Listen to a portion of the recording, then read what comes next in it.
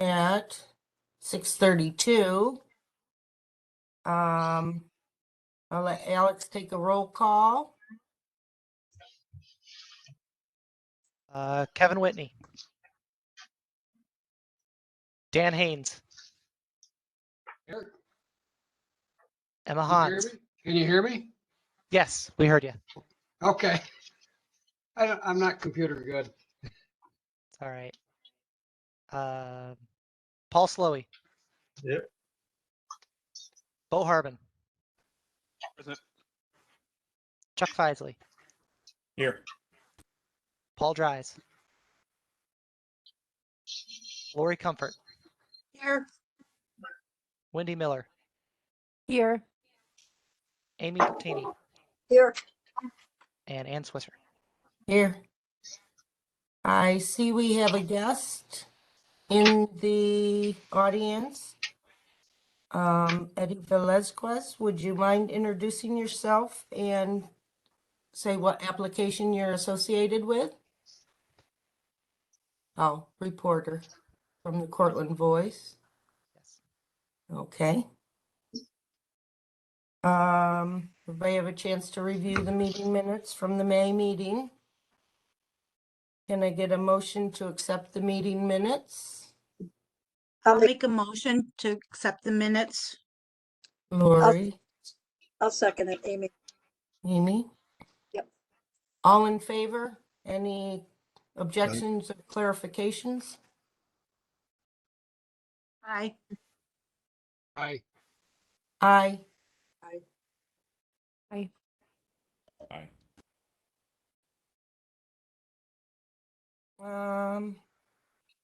My only remarks would be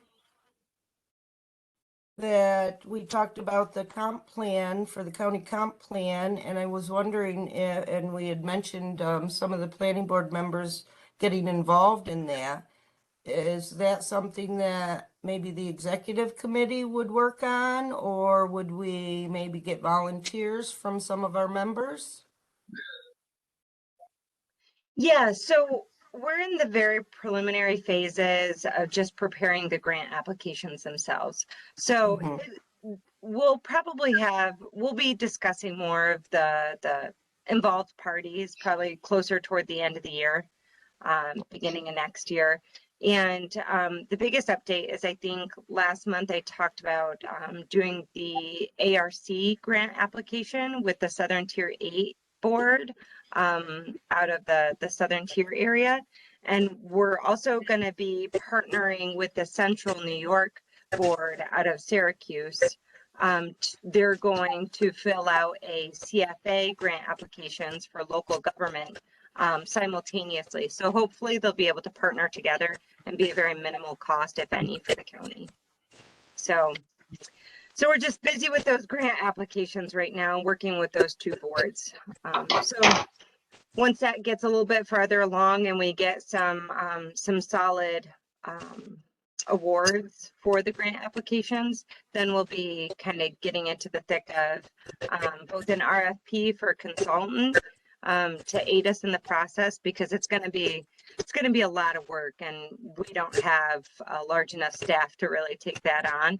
But we are looking for a lot of community involvement and local involvement, because we certainly want a very unique comp plan that's going to be really specific to us. And Alex has found some really great material and some really good examples from some other communities that have a huge amount of community involvement in the process, and especially the younger generations, which is really exciting. So we're hoping to kind of take that avenue. Okay, sounds good. Yeah. Tricia, do you have any other announcements? Or remarks, I should say. Yeah, other than the CFA, there's a lot of the municipalities are busy, and Alex can attest to this. A lot are looking at and kind of digging into their zoning regs and looking at their land use controls, which we think is a good thing. Looking at doing a lot of updates, so that's exciting. But other than that, I think that that's it for now, and Alex can lead into our short agenda for today, Yeah, Yes. good. which is again why we did opt to go virtual again for this month. And also just for everybody's update, the deadline did get extended, and there is a resolution going through, I think we discussed last month, a resolution going through the planning board for optional virtual meetings. So as long, everybody again, always feel free to voice your opinion with us, but for now, we'll continue this format of virtual meetings unless we have a larger agenda or larger proposals, especially that we'll be having applicants join in and people come. Okay.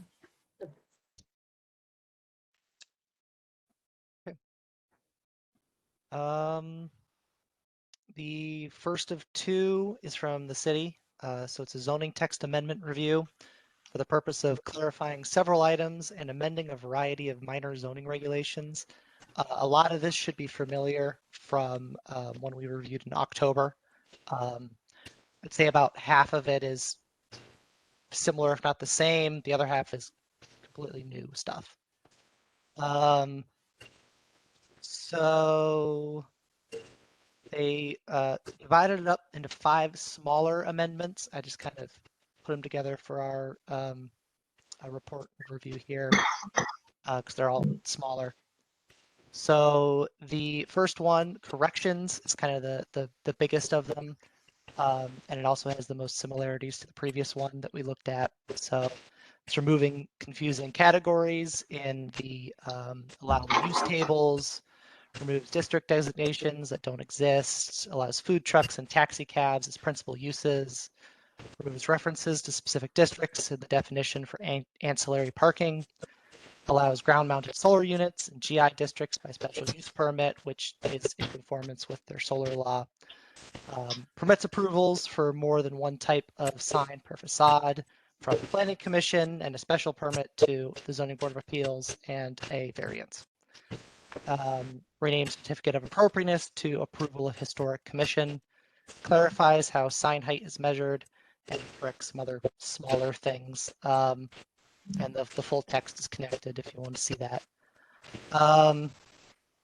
Also adding some references, adding definitions for pole signs and high-rise signs. Previously, they were all just pole signs. Now it's kind of based on height split. Pole signs, I believe, under 7 feet. High-rise signs over 7 feet. Since many of them were reviewed at our October meeting, and we added the condition that the city verify that all definitions are provided and consistent in section 300-4 definitions of the code as it applies to land use table items for the 3 tables that it's removing categories from. That's still recommended since that was not done. Second Amendment, design standards, removes the requirement that side yard parking must be a minimum of 10 feet behind the front facade and removes the frontage width requirements in section 300-103. It also changes parking lot requirements to only apply to residential districts. It's R1, R2, R3, and R4. But that change conflicts with a change being made in the Third Amendment that we'll go over next. So it's recommended that essentially the city pick which amendment that's going to go in because they're worded slightly different.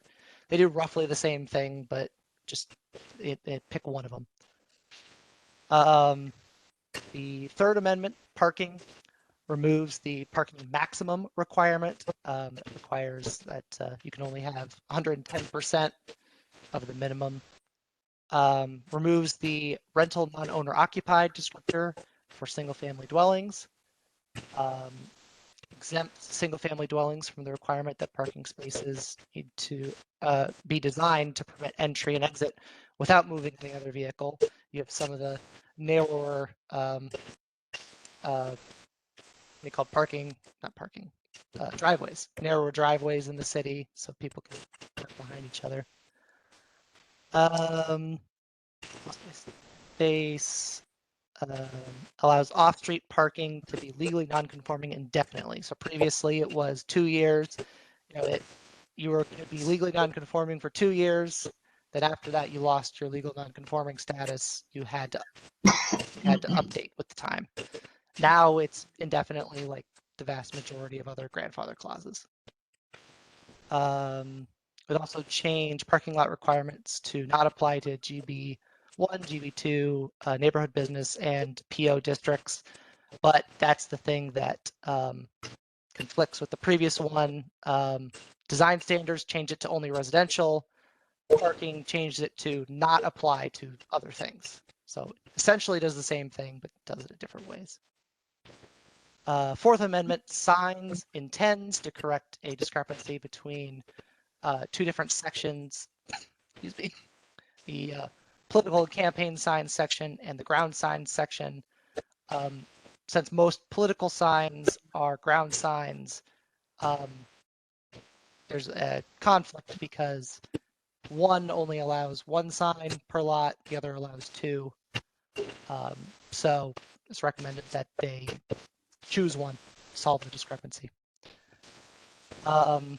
Fifth Amendment, animals, makes miscellaneous changes to Chapter 74. Animals were outside of the zoning code.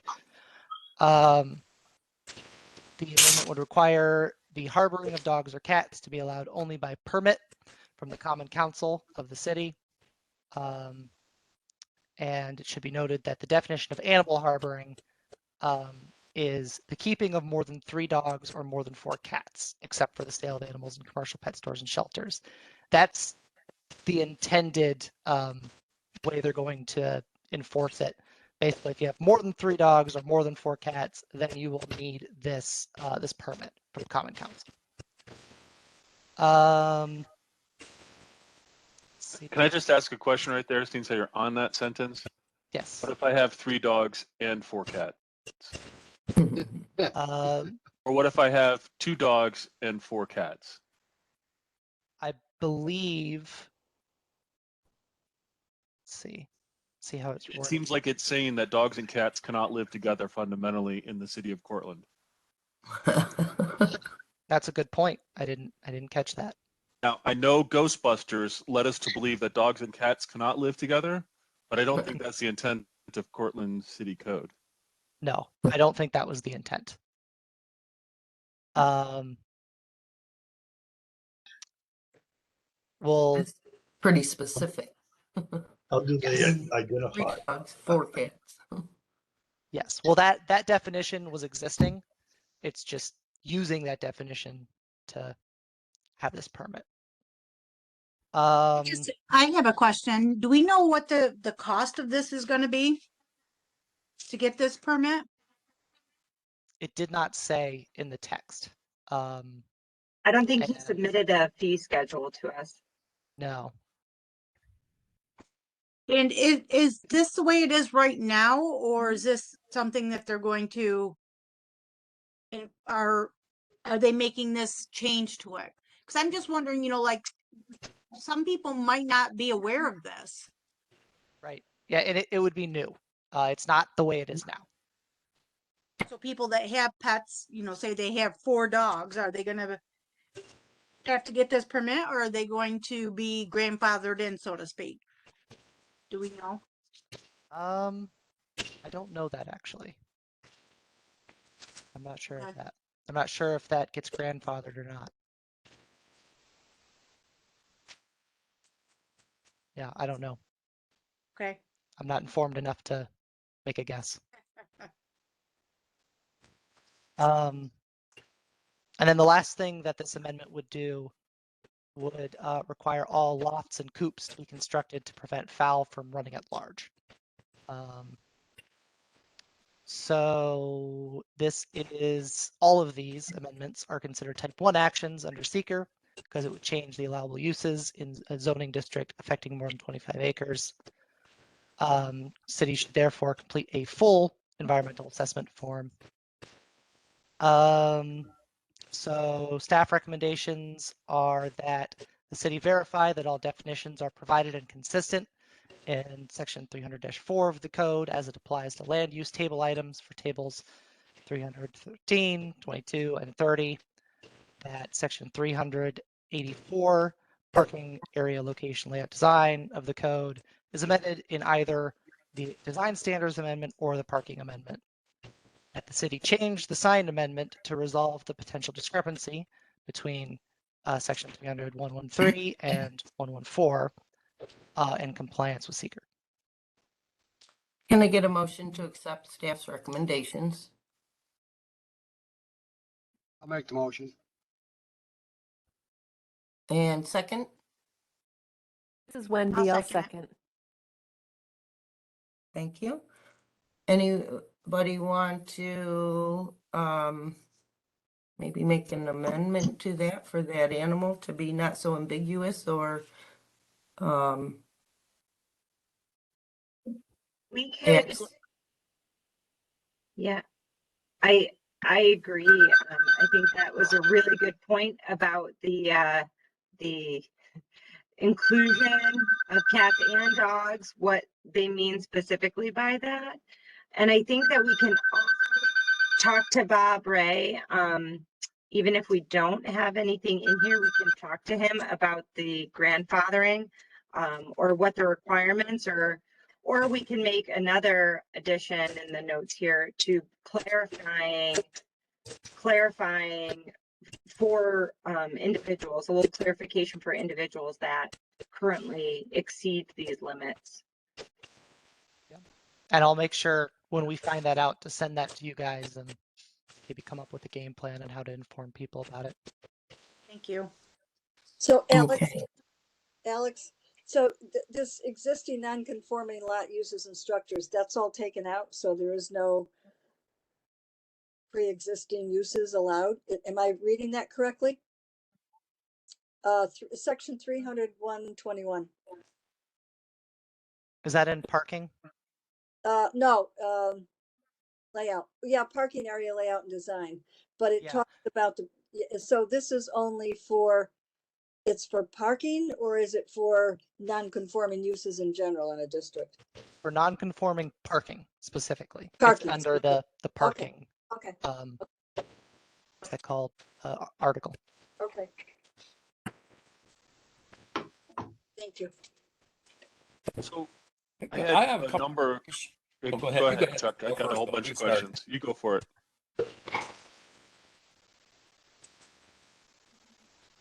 All right, I'll start. If you could scroll up a little bit, I'm trying to understand some of these changes, and I know this isn't your zoning code, so you may or may not know, but I'm just trying to understand what it is. Specifically starting with parking, if we scroll up to the, this is in the area of parking area location, layout, and design, 300-84. Yep. So, and then they have the design standards where they are now removing the side yard parking shall be located a minimum of 10 yards from the front facade.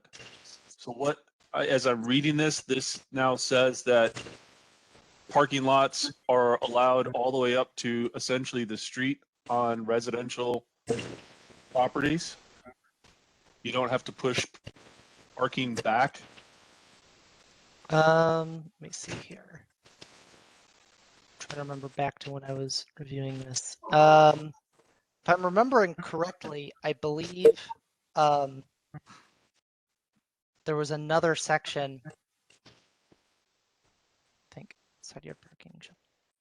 There's something here that says 40% of the front yard has to be left open. And I know there's a fire code issue here, so Kevin Whitney would be the person to answer that. You're right, Bo, that's a concern.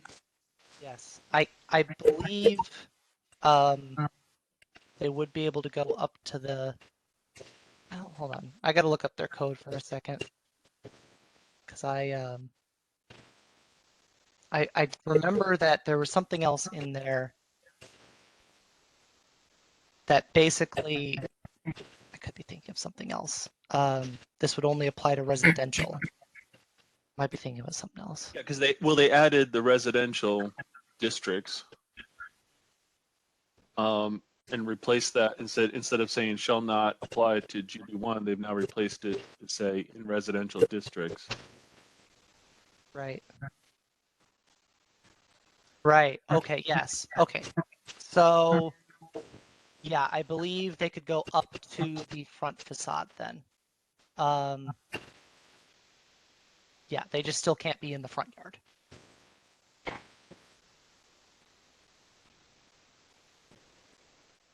Because anything in front of the front facade is considered front yard.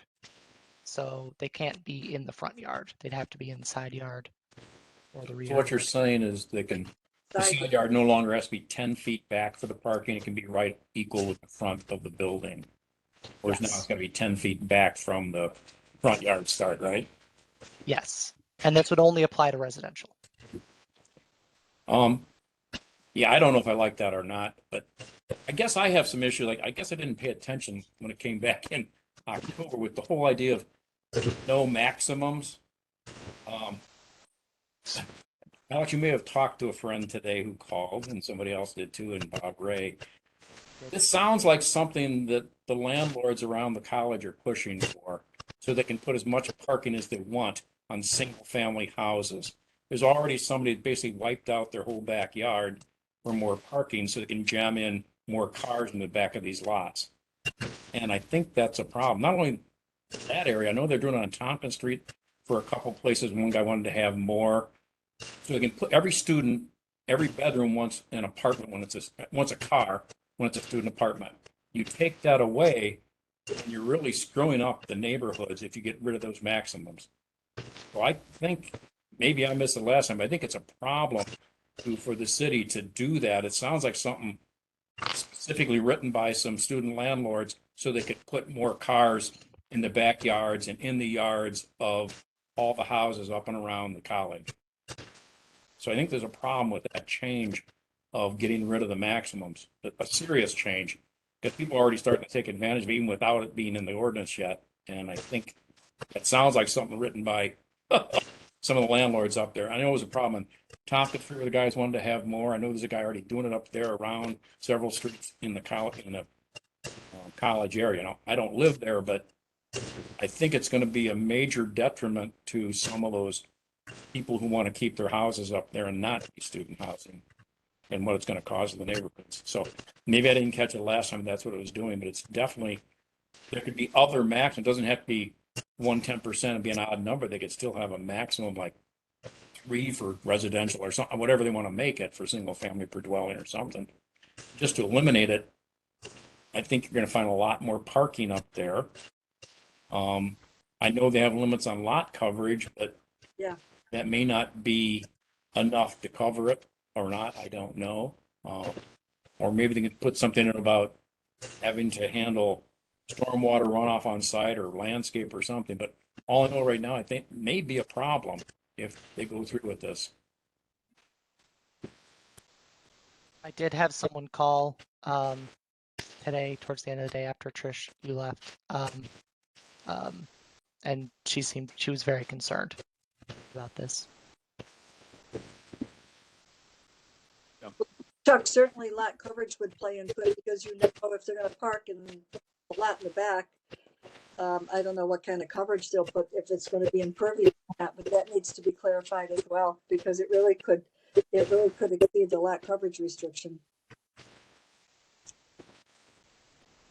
Maybe this would be a good opportunity for an added remark or added Amendment? amendment. Addition. Well, yeah, an additional contingency. I would like to amend it so they don't eliminate the maximum parking, but that they modify it possibly for residential areas. So at least have a number if they're not to the 110% or something.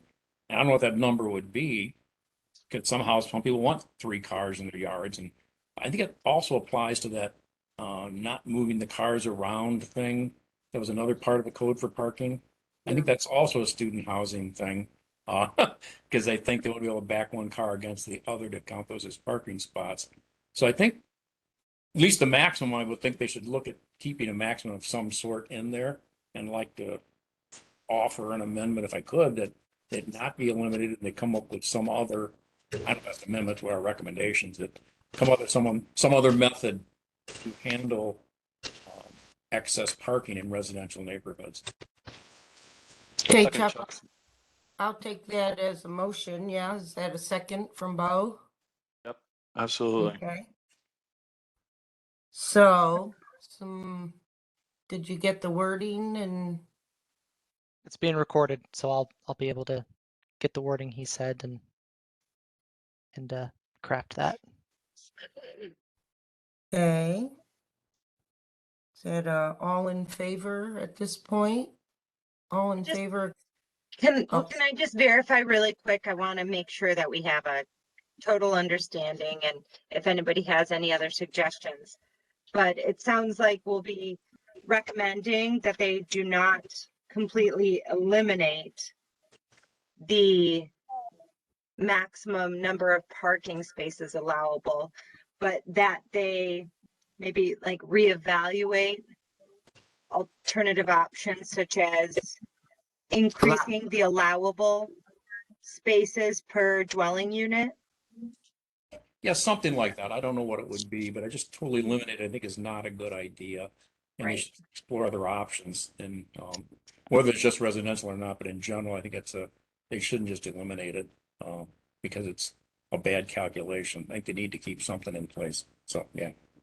Do we want to include any other verbiage as far as like that they closely evaluate as like any negative implications on stormwater runoff or That might be a good thing to put in there too, because I mean, right now the city doesn't really have any yeah, water regulations, and every time they add these parking lots, it really adds a lot more runoff, and we have problems with stormwater now, especially Yeah. in that area. And if they could at least say, you know, if they go beyond, they got to put in detention areas on their site or in their parking to not allow additional runoff, which might eliminate some of those problems. But Cornville has those kind of things. The city doesn't have anything in theirs to try and make people keep that water on their site. And it's Right.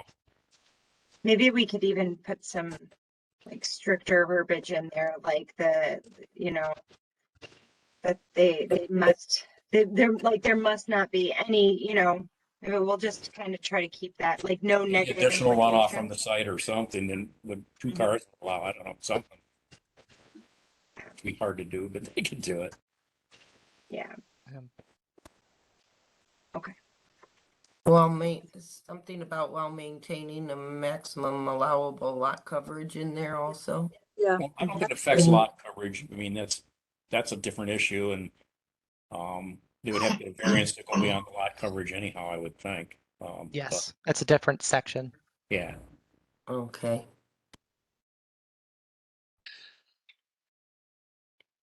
Any other input?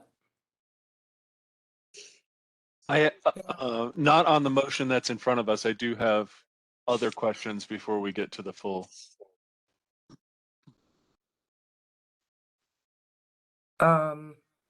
Do we need to vote on passing this amendment at this point before we close the final? Yes, but there might be others. is that motion to amend for both stormwater and for the maximum parking, or for just maximum parking? Yes, I'd say both. Put it including the parking thing if they're gonna. Okay. Yeah, if you would do it that way, I'd be happy with that, I think. It's complicated, I know. It's just and one thing affects another part of the code, but hopefully you can put some wording in there that would make I'll it. I'll have to think about what good wording, but I'll put that in. Anybody else? All those in favor of approving a friendly amendment to the staff's recommendations? Aye. Aye. I, Like, Anybody opposed? Okay. So, Bo, did you say you had some other issues you wanted to discuss with this? I could, if we could, scroll down to the signs item. Yes. So 300-113. There actually, Alex, is not supposed to be the discrepancy that they currently have, because on May 18th, 2021, the code should have been amended to remove the political and campaign signs that only allow 2 per lot. I actually fought this fight with Common Council, the NCLU and others, and that was all getting cleaned up, and they seem to have in error not cleaned up 300-113 subsection 9. And I would like to offer an amendment where they need to return, recommendation that the city review the agreement from Common Council on May 18th, 2021, and amends the zoning code to remove 300-113 subsection 9 from zoning. And if you remove that, then there's no issue, and it can proceed. They started, if you look at the code, they fixed it in section A of 300-113, and they missed subsection 9 under B9 is where they missed it. And that was actually the offending piece of the code that they were fixing. So that would be my motion, is that they go back and fix it as it should have been. Yeah, I had that same issue, Bo. I think there's been issues with political signs for a long time, and it shouldn't be talking about it that way. So I didn't realize you already passed something. That sounds like a good idea, though. Your amendment. Okay, so Bo has made a motion to amend section 300-113. Can I get a second on that motion? I'll second it. Chuck. And your thought was to remove that section completely, Bo? That was the action that the city already, as a Common Council, had already decided to take. And they just didn't fix the code to reflect it. So I'm not asking them to do anything that they haven't already done. They just need to imply the fix that they approved. And we can refer back to that exact meeting in our recommendation. That they remove that in conformance with decision made, blah, blah, blah. We'll get all those details right in there. I have a question. Section 300-114B, up to 1 ground sign may be permitted per lot, providing the following conditions are met. What are those conditions? I'll pull that for you. It doesn't. It's a maximum height of 4 feet, maximum sign area of 7 feet, minimum setback 5 feet with more details. Internal illumination may be permitted in R4. And then an item about a lot upon which a non-residential permitted use operates, etc. Okay, it's not listed here, so I didn't know. Okay. Yeah. Thank you. Mm-hmm. It's listed here because B says ground signs up to 1, but political signs, as we all know, they're ground signs, and it was saying they could have 2. Yes. Yeah, thank you. Okay, is that clarifying for that enough that we does. can? Yeah, it does. Okay, so all those in favor of accepting the second amendment to staff's recommendations for section 300-113? Aye. Aye. Aye. Okay, nobody's opposed. Okay. I have a couple of questions, if I could. back up with the parking spaces. It says page 57, 300-83 off-street parking requirements, where it talks about a single family dwelling. So if you have a residential single family dwelling, is that saying that you're only allowed 2 parking spaces? Am I reading that correctly? Or can a single family dwelling have 3 or 4 parking spaces? Well, it was interesting in the code. They have just this, which tells you that non-owner occupied have 2, but they never put another thing for owner occupied. So Above? it was kind of ambiguous. It's being enforced right now at 2. Yeah. But it's not in the code. So that's what this is. This is just bringing it up to what it's being enforced as now. Okay, so well, up above, if you look above that, it says a single family house is required to have 2 spaces, and this section limits maximum to 2 spaces. Yes. So if I have my own house, I'm only allowed 2 spaces? 2 cars to Yes. park in my So if I have an adult child living with me and they have a parking, so I can't have 3 cars in my driveway? Is that By the what code, this is saying? correct. Yes, by the code, correct. It's not always enforced. That it's all about enforcement. How long has that been in code? I've had 2, high school senior and a college student here in my house. I have a double parking or double driveway. And now, so I was against code having 4 cars in my driveway? Technically, yes. And in fact, we've approved area variances before where they're clearly adding more than that parking. But Wow. Or RVs or other vehicles other than cars Okay. or trucks. Okay. Yeah, Lori, that's what kind of I was talking about the amendment I did, to keep a maximum of some sort. But I understand your problem with more people at the house too, but my main concern is up more around the college where they're putting student cars all around the house and that kind of stuff. So they're gonna have to come up with something hopefully different than just 2, but some other sort of wording on car parking, Right. hopefully, all right? Yeah, because like I said, I have a double driveway that holds 4 cars.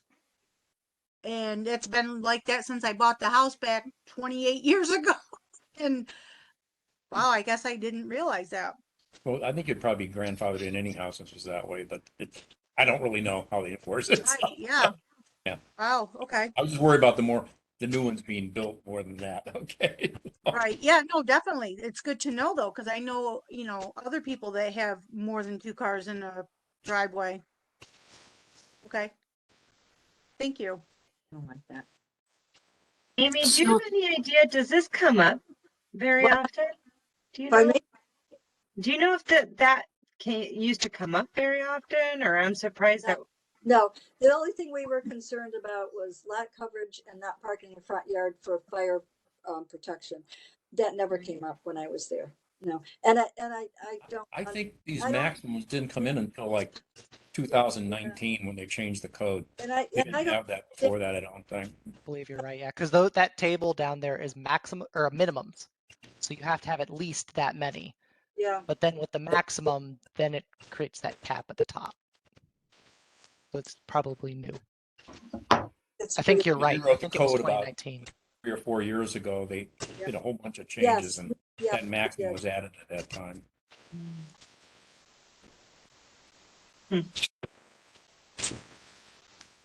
So, Lori, one of the things that they're trying, it looks like they're also trying to do to address that a little bit. It doesn't address the number of spots, but I think with the a little bit further down, page 60, 384, subsection C7, where this idea of stack parking, where people can pull in, pull out, that sort of stuff, and they've restored except for single family dwellings.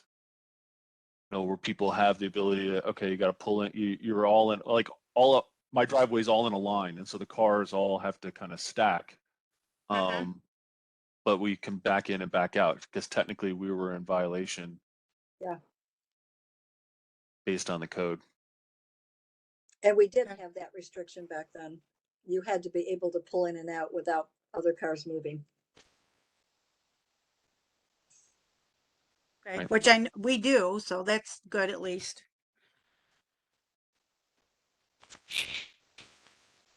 Wow. And then I do have one other question, if I could, regarding the animals. In here, if I'm reading this right, it's saying harbor or raise any pigeon, fowl, horse, cattle, sheep, goats, swine, or other domestic or wild animals. So does that encompass if someone has birds or gerbils or hamsters? I mean, are those considered domestic? Rabbits, anything like that? You have to get a special permit for it now? Not just now, before. Laura, I had this problem years ago. We had iguanas and parrots and birds and everything Yeah. in the world. We found out this was in the ordinance. We never got a permit, but we didn't Yeah. know it was illegal either. But it's been there in a long time. Yeah, you're right. Okay. And how hard do you know is it to get a permit for if people, if this comes out and people need to start doing this, is it hard? And again, do we know the cost of this? We don't, right? I don't know. No. Okay. I think that the fees are set by the city, if I'm not mistaken, and you'd get a permit from the clerk's office for it. Okay. Am I correct in that? I don't think the fees are in this ordinance because they're subject to change. Right. At least that's how it used to be. I don't know. We'll after this tomorrow we'll reach out to Bob though and see if we could get a current list of their fees and the proposed fees for any of the additional changes and just kind of share that with everybody as well. Thank you. And since the newspaper's on the video, maybe they'll even share that information. Okay, so it looks like we have three different amendments. One pertaining to the parking quantity 300-103 and stormwater drainage in that area.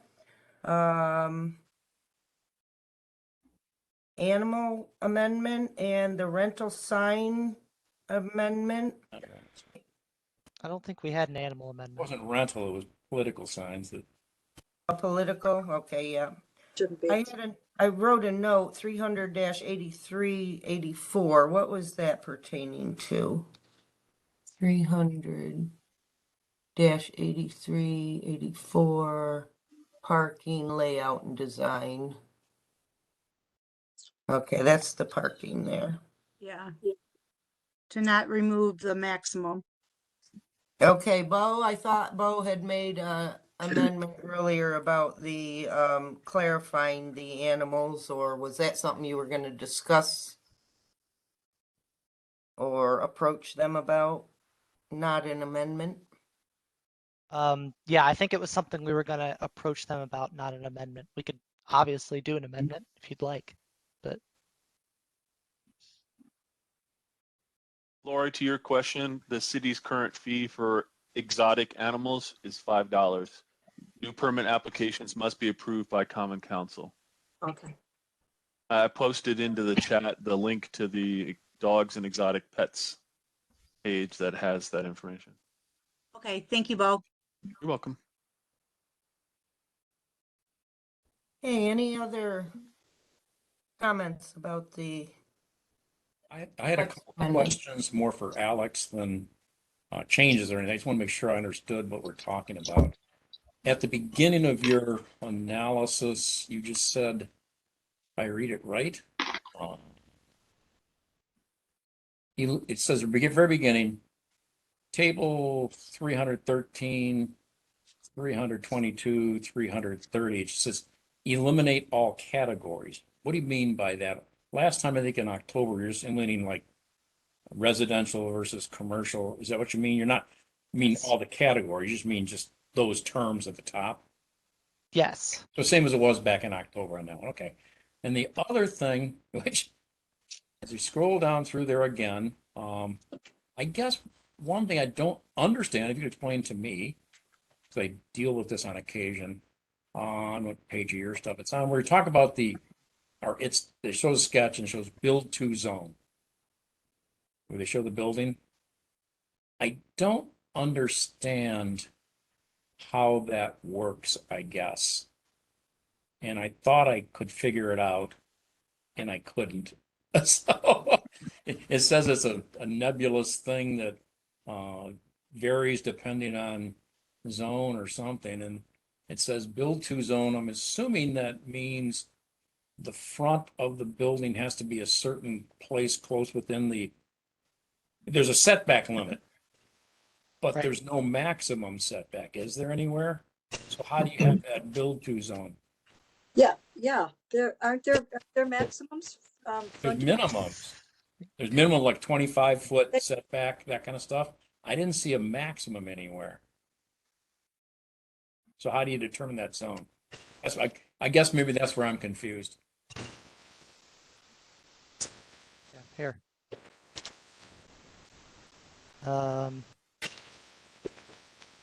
Maximum. Minimum, maximum. Where's the minimum maximum? It's in that whole parking. Which section is that? And there is one then. This is business districts. Business.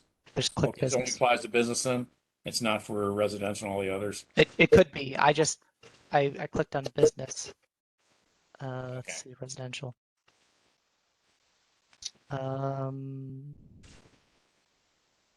Looks like there's no maximum for residential. Okay. So it only applies to business, that whole build to zone is only for commercial type buildings? Is that correct?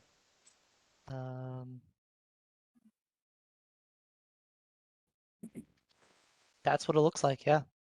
Just Okay. commercial.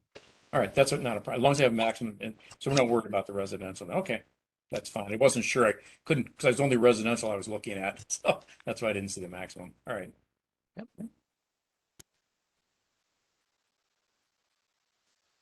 Anyone else? Questions, concerns? Okay, all those in favor of accepting staff's recommendations with the amendments as we discussed? I, Aye. I, Aye.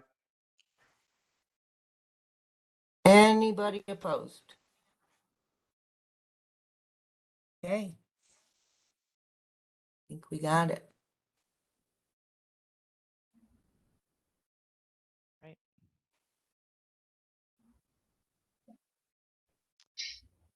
Two of two, use variance review for the purpose of installing a manufactured home. Property is on South Hill Road in the town of Virgil. It's zoned commercial and it's within the Aquifer Protection District Area 2. It's being referred up here because it's within 500 feet of Route 392. So single-family dwellings, such as the proposed manufactured home, are not permitted in C commercial districts. So you can't build a single-family home in C districts. So that's why they've applied for a use variance. I didn't mean to say area variance there. I caught that. There's no problems with it being an area 2 of the Aquifer Protection District for this. In order to grant the use variance as per normal, they have to show that they've caused the regulations and rules have caused an unnecessary hardship. Let's see, section 590 requires a minimum front yard setback of 50 feet, side yard setback of 42 feet, and rear yard setback of 56. Site plan shows setback of 200, side yard of 80 and 100, and rear yard of clearly greater than 56. So it was compliant with those regulations. It's also clearly in compliance with the 25% minimum open space requirement and 40,000 square foot maximum building size. The Cortland County Health Department requires requires a lot size of 350 by 300 feet. Parcel does not meet the specification. However, the rule allows for a 10% variation as long as a minimum lot area of 2.4 acres is maintained. It does have over 2.4 acres, and it meets within that 10% variation. So it will comply with the county health department regulations. They will still need to get approval for all the proposed well and septic systems. This is considered an unlisted action under seeker. The applicant has therefore completed part 1 and parts of the short environmental assessment. Parts 2 and 3 should be completed by the town. So staff recommends approval of this application. Only with the following contingencies are satisfied: that the applicant show the town the applicable zoning regulations and restrictions have caused unnecessary hardship, and compliance with seeker. Motion to accept staff's recommendations. This is Wendy. I'll make a motion. Thank you. Second, This is Lori. I'll second. discussion.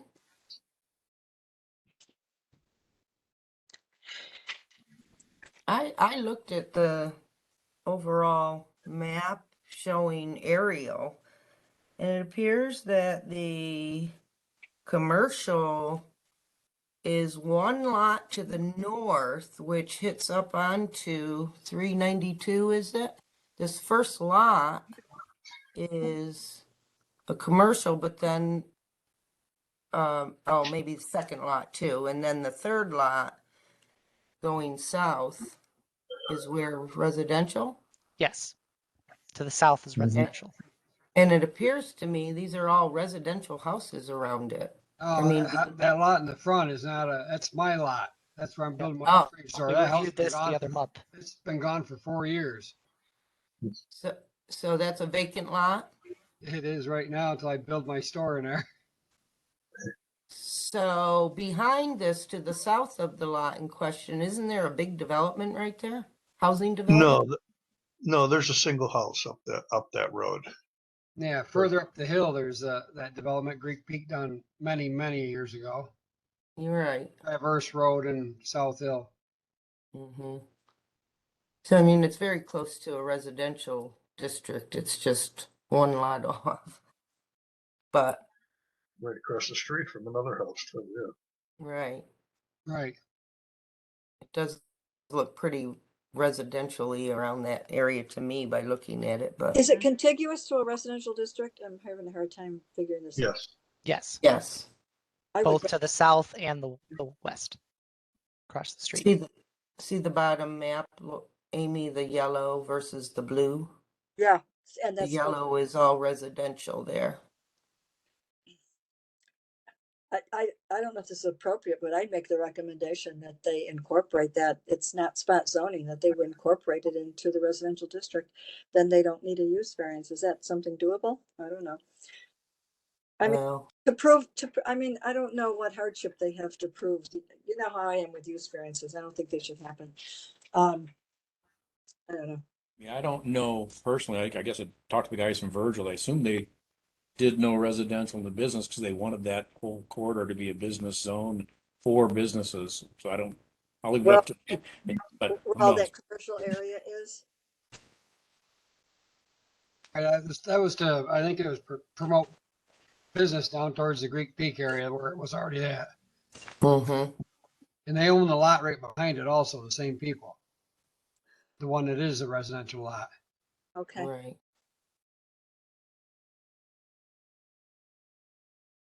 Oh, because I'm surrounded by them. They own the place beside me too. Well,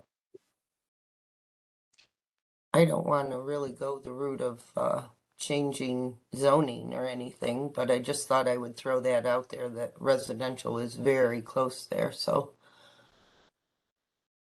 But they'll have to prove a hardship.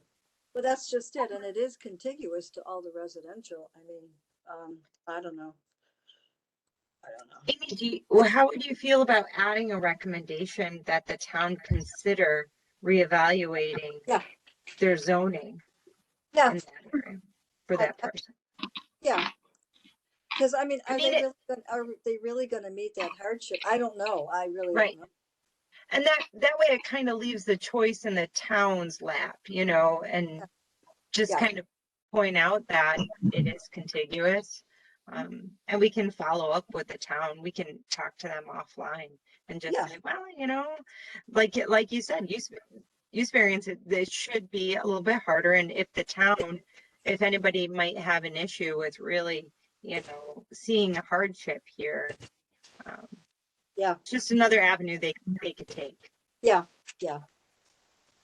It's worth a suggestion. Yeah. Is that by way of amending the recommendations or just a, I don't know, Tricia, what do you think?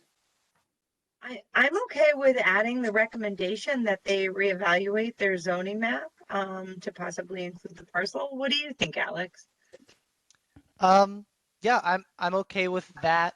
I mean, there's two routes we could do this. Either we add the we add the condition for approval, or, well, and I don't, this is just the legal avenue in my head. It may be a little harsh. Or we deny and say the reason is this should be changed zone. Or we could approve with condition and just say that they reevaluate the zoning for this parcel.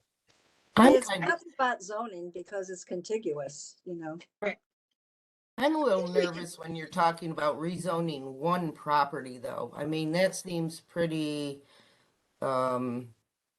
segregated, you know. If it were multiple properties around the area that were, you know, inhabited by residents, and it seemed more appropriate, but to do one, it's kind of. But it's contiguous, Ann, to that. It's not like you're picking it out of a certain area and you're rezoning one lot that is surrounded by something else. I mean, that's my thinking. It's contiguous to all that residential. And we Well, see the we see house other is municipalities like update their zoning maps and do that. Like if there's a parcel that's clearly residential, kind of like this, and it's right on that verge, we'll see them just kind of slide that over to the rest of the residential. Yeah.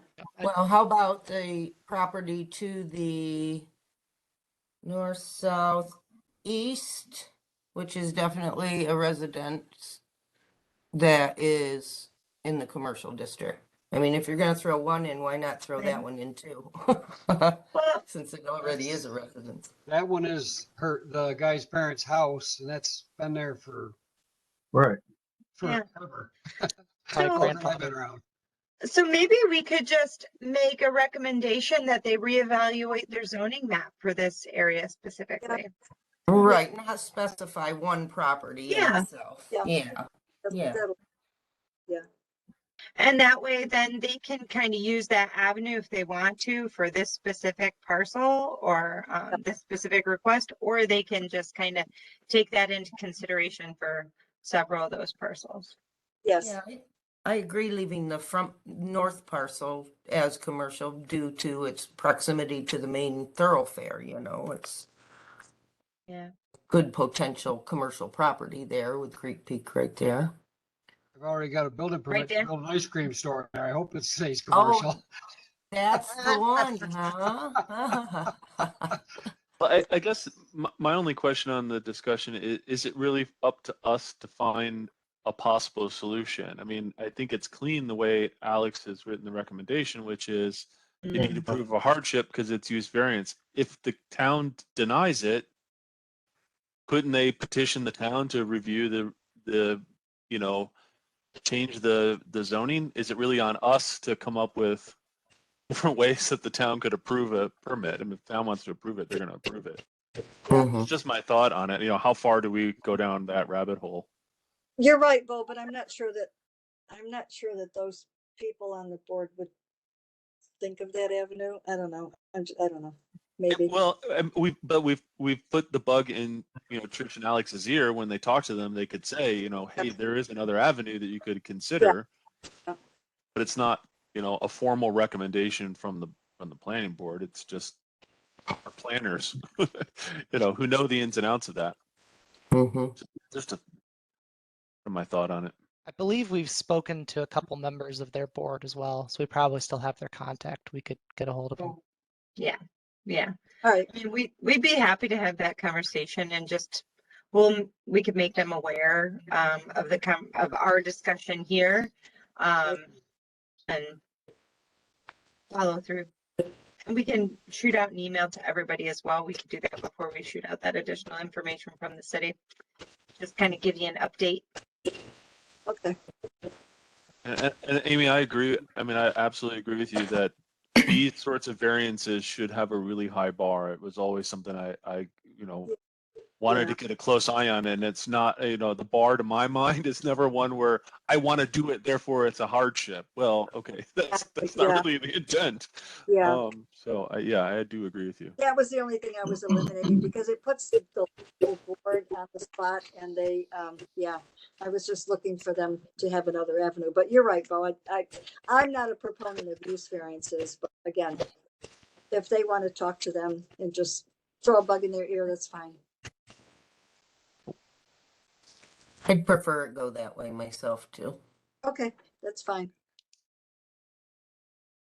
So then all those in favor of accepting staff's recommendations as they are? I I Aye. No objections? Okay.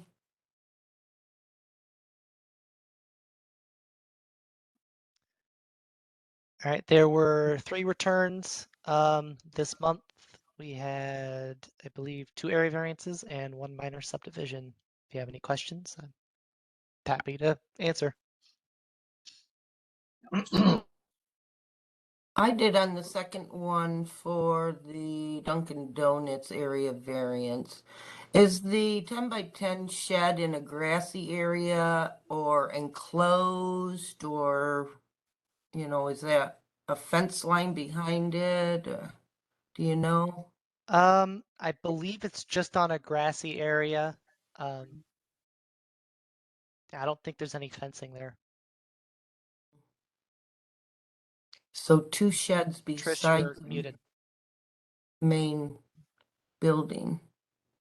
I think that's pretty dense area back there.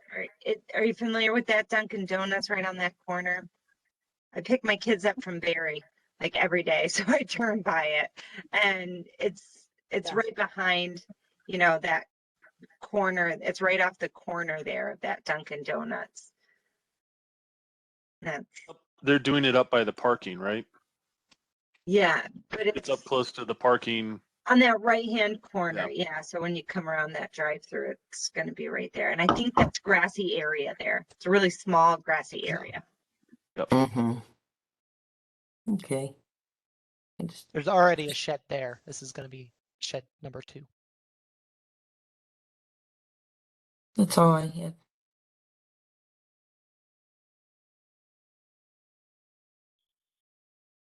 Onward. That's all I got. Also, just to know, just so you guys are aware, we've been communicating with the town of Solon a lot. We've been doing a lot of back and forth with some of their submissions for their zone, them updating their zoning law.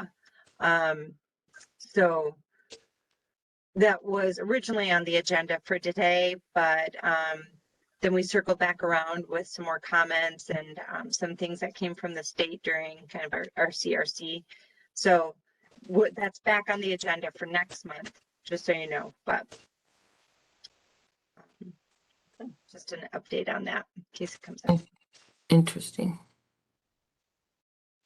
Okay. Anybody have any announcements they want to make?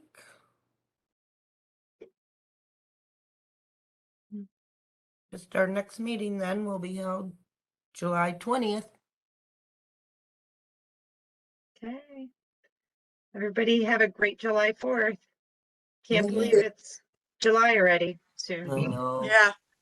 Tricia, do Thank you have kids locked away in a soundproof trunk or something? Today. I do today. It's kind of nice, and then on my lap, it's, it's a quiet house tonight. I've been mowing lawn like it's nobody's business, trying to get everything done. I was a little sweaty when I first came in. Yeah. Cool. Great. Great. Well, take care, everybody, and stay cool. Yeah, thank you all. Good job, guys. Bye. Thank you. Good night. Night. Thanks. Have a good Bye. night. Thanks, everyone. Bye-bye. Bye. Bye. Wow.